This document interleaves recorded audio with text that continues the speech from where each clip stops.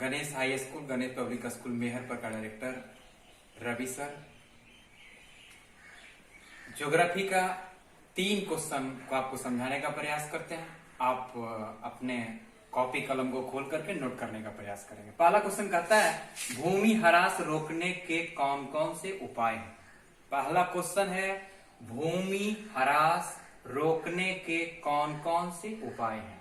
दूसरा क्वेश्चन कहता है ऊपर से नीचे 3 भागों में बांटा गया है मिट्टी को, इसके बारे में। तीसरा क्वेश्चन कहता है मृदा का संरक्षण किस प्रकार से किया जाए। चलिए सबसे पहले हम लोग पहला क्वेश्चन को देखने का प्रयास करते हैं। भूमि ह्रास को रोकने के कौन कौन से उपाय हैं। जो भी उपाय इसका है सब आउटी दिमाग से आप इस क्वेश्चन का आंसर दे सकते हैं यदि आपकी हिंदी ठीक है तब। पहला, उपजाऊ भूमि पर कल कारखाना, उपजाऊ भूमि पर कल कारखाना और सरकारी कार्यालय को न बना कर करके मिट्टी का संरक्षण, भूमि का संरक्षण, भूमि का ह्रास को रोका जा सकता है।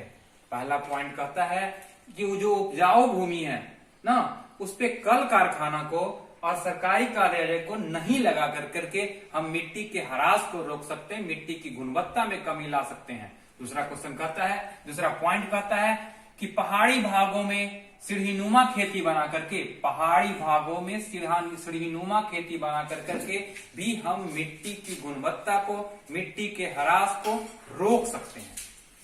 पहाड़ी भागों में पूरा पॉइंट को लिखना संभव नहीं है, लंबा वीडियो होगा, व्हाइट बोर्ड भी पूरा भर जाएगा और ठीक नहीं लगेगा। इस कारण से जो भी चीजें लिखी गई उसी पर से आप वाक्य में ढालेंगे, उसको और अच्छा कर लिखने का प्रयास करेंगे। पहाड़ी भागों में सीढ़ीनुमा खेती बना कर करके मिट्टी ह्रास को रोका जा सकता है। मरुस्थलीय भागों में झाड़ी लगा करके, बबूल के पौधे को लगा करके, खेतड़ी के पौधे को लगा करके भी मिट्टी ह्रास को, मिट्टी की गुणवत्ता में आई कमी को रोका जा सकता है।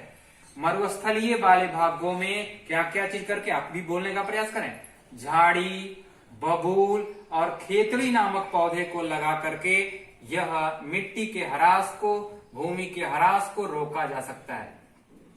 रिक्त स्थानों में जो खाली स्थान है वहां पे वृक्ष लगा करके भी भूमि के ह्रास को रोका जा सकता है। अनियंत्रित चारागाह को नियंत्रित करके, अनियंत्रित चारागाह को नियंत्रित करके, अनियंत्रित चारागाह को नियंत्रित कर करके भी, अनियंत्रित चारागाह को नियंत्रित कर करके भी भूमि के ह्रास को रोका जा सकता है। जैविक खाद का उपयोग करके भूमि के ह्रास को रोका जा सकता है और कृत्रिम खाद का उपयोग नहीं कर करके भी या कम से कम कर करके भी मिट्टी की गुणवत्ता को बनाए रखी जा सकती है। आपको फिर से एक बार मिट्टी ह्रास रोकने का क्या उपाय है, क्वेश्चन से आप दोस्ती करेंगे। क्वेश्चन को पहले दिमाग में रखेंगे कि मिट्टी अच्छा करने के लिए हम लोग क्या करें। मिट्टी जब भूमि जब बोलते हैं तो पूरी भूमि आती है, मगर मिट्टी थोड़ा सा अलग चीज रखता है, वो खेती वाली मिट्टी से ज्यादा तात्पर्य रखता है। तो दोनों में एक क्वेश्चन इधर है और क्वेश्चन उधर है, दोनों में थोड़ा सा का समानता है, दोनों सेम ही क्वेश्चन है, मगर जो क्वेश्चन का आंसर देने का लैंग्वेज होगा थोड़ा सा बदलेंगे उसमें। भूमि को ह्रास को रोकने के लिए उपजाऊ भूमि पर कल कारखाना और सरकारी कार्यालय नहीं लगाएंगे, पहाड़ी भागों में सीढ़ीनुमा खेती करेंगे और मरुस्थलीय वाले भागों में झाड़ी, बबूल और खेजड़ी के पौधे को लगाएंगे। रिक्त स्थानों पर वृक्ष लगाएंगे। अनियंत्रित चारागाह को नियंत्रित कर करके भी, अनियंत्रित चारागाह को नियंत्रित कर करके भी हम लोग भूमि के ह्रास को रोक सकते हैं। जैविक खाद के स्थान पर जैविक खाद का उपयोग करके हम लोग भूमि का ह्रास को रोक सकते हैं और कृत्रिम खाद का कम से कम उपयोग करके भी कर सकते हैं। इसी क्वेश्चन में भूमि से रिलेटेड ही ये भूमि है। भूमि में ऊपर से नीचे जाने पर इसे 3 भागों में बांटा गया है। यहाँ भूमि में लिख लेंगे, भूमि में ऊपर से नीचे जाने पर, भूमि में ऊपर से नीचे जाने पर इसे 3 भागों में बांटा गया। इसको याद रखेंगे, अ ब स, बस इतनी याद रखेंगे। ऊपर से नीचे जाने पर क्या याद रखना है, अ ब स, अ ब स याद रहेगा। क्या याद रहेगा, अ ब स।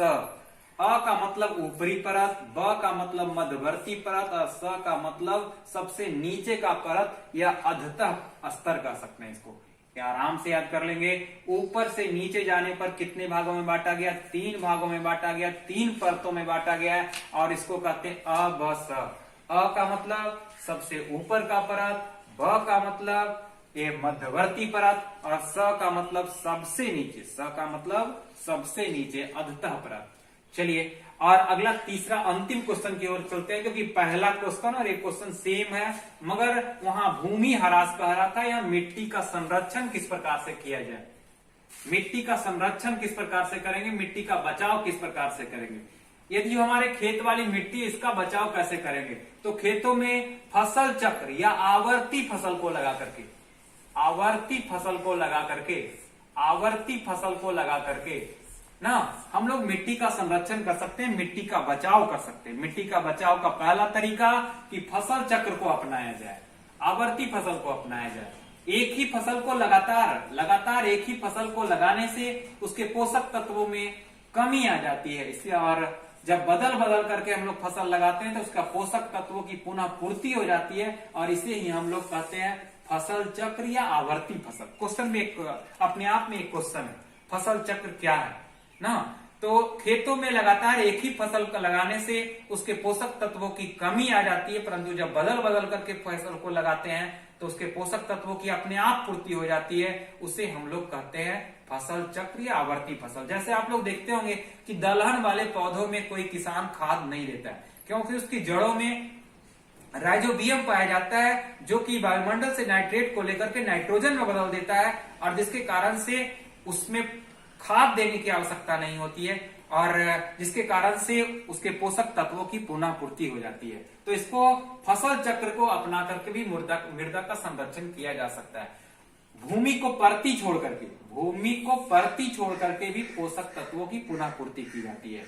जल की निवासी भी जल की मात्रा मिट्टी में बढ़ गई है, मिट्टी का निम्नीकरण हो गया है, तो ऐसी स्थिति में जल निकासी की पर्याप्त व्यवस्था करके भी मिट्टी का संरक्षण किया जा सकता है, मिट्टी का बचाव किया जा सकता है। वृक्षारोपण कार्यक्रम कराने से भी मिट्टी का अपर्दन नहीं होता है, वायु के द्वारा, जल के द्वारा। तो वृक्षारोपण कार्यक्रम चला करके भी हम मिट्टी का संरक्षण कर सकते हैं। मिट्टी का संरक्षण कैसे करेंगे, वृक्षारोपण कार्यक्रम लगा करके बोलना होगा, और एक वीडियो को 3 बार देखना होगा, तब जाकर के आपका ये तीनों क्वेश्चन क्लियर होगा। और एक बार सुनेंगे, लिखेंगे, बोलेंगे। जल निकासी की व्यवस्था कर करके, वृक्षारोपण कार्यक्रम चला करके, और तीसरा है स्थानांतरित कृषि या झूम कृषि कर करके, इसको रोक करके, स्थानांतरित और झूम कृषि को रोक करके हम लोग क्या कर सकते हैं, फसल संरक्षण कर सकते हैं। स्थानांतरित कृषि क्या होता है, आदिवासी लोग करते हैं, जंगली वाले क्षेत्रों में एक जगह वन को काट दिए, और काटने के बाद फिर वहां खेती किए, फिर दूसरा जगह को वन को काटे, फिर वहां पर खेती किए। इस प्रकार से लोग झूम झूम करके, बदल बदल करके, स्थान को बदल बदल करके खेती करने का काम करते हैं। इसे हम लोग स्थानांतरित कृषि कहते हैं, जो कि बहुत गलत है, ऐसा होना नहीं चाहिए।